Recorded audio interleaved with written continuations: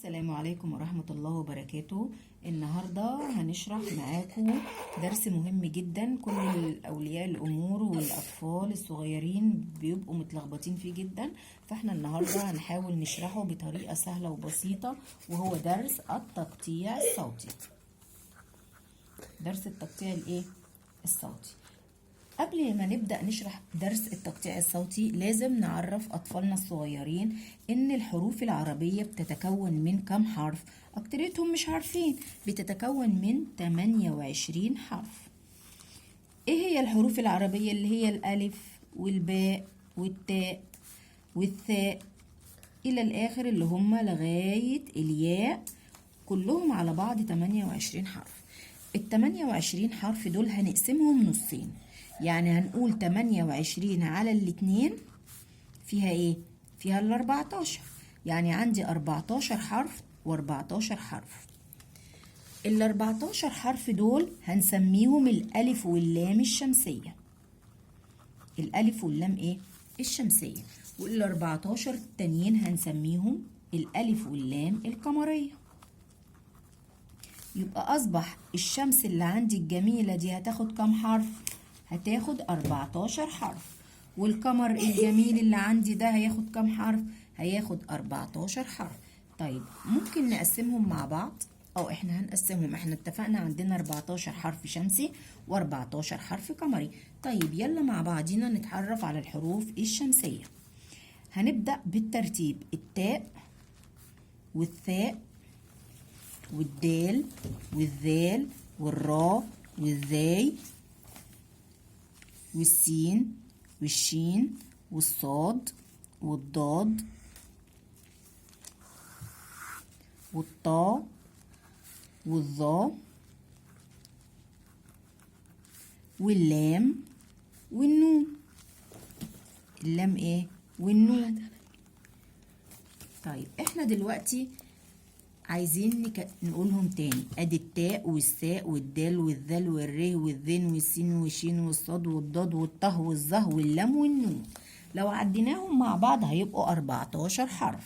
طيب دول لازم نحفظهم كويس قوي. لازم نحفظهم كويس قوي. طب الشمس الجميلة اللي عندي دي بتقول ايه؟ بتقول يا ولاد كل حروفي مشددة. كل حروفي كل حروفي مشددة. يعني ايه مشددة؟ يعني عليها العلامة الجميلة دي اسمها شدة. يعني مشددة يعني الحرف متكرر مرتين. الحرف متكرر مرتين. مرة ساكن ومرة متحرك. مرة ساكن ومرة متحرك. كل دول لازم نعرفهم قبل ما نخش نشرح التقطيع الصوتي. قبل ما نخش نشرح التقطيع الصوتي. طب يعني ايه يا ميس؟ ممكن تدينا مثال؟ اقول لكم كده، لما نيجي نتكلم على حرف التاء، مين يجيب لي كلمة فيها حرف التاء؟ تلفزيون.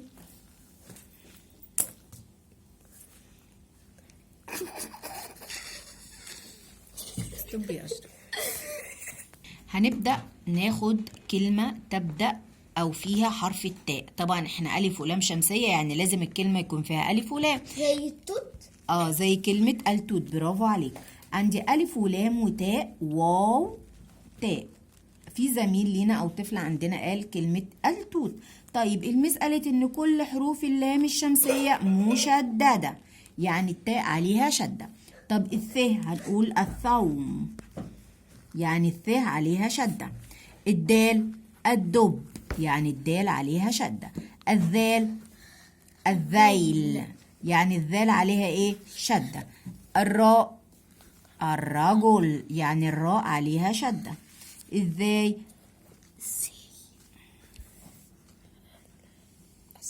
الزرافة، يعني الذال عليها او الذاي عليها شدة. السين السمك، السين عليها شدة. الشين الشمس، يعني الشين عليها شدة. الصاد يعني الصقر، والصاد عليها شدة. وهكذا بقيت ال 14 حرف. طيب نيجي نشوف حروف اللام القمرية بتاعتنا. احنا خلاص عرفنا الحروف الشمسية، نقولهم تاني 14 حرف: الت والث والدال والذال والره والزين والسين والشين والصاد والضاد والطه والظه واللام والنون. طب نيجي للحروف القمرية، جمعناهم في كلمة سهلة وبسيطة وكل الأطفال بتحبها. جحا غبي فك مخ واقع. برافو يا برافو يا حبيبي. يبقى احنا عندنا جحا غبي فك مخه وقع، يعني وقع. طب يعني ايه الحروف ديت؟ يعني نيجي نفصص الجملة البسيطة دي، هنقول يعني الجيم والح والألف والغين والب واليه والف والكاف والميم والخ والهاء والواو والقاف والعين. طبعا لو جينا عديناهم هنلاقيهم 14 حرف قمري. 14 حرف ايه؟ قمري. وزي ما قلنا ان حروف اللام الشمسية مشددة، الحروف القمرية ايه؟ عليها سكون، عليها ايه؟ ساكنة. يعني ايه ساكنة؟ كل حروفها ايه؟ ساكنة. كل حروفها ايه؟ ساكنة، يعني خالية من اي حركة، يعني خالية من اي ايه؟ من اي حركة. يبقى تاني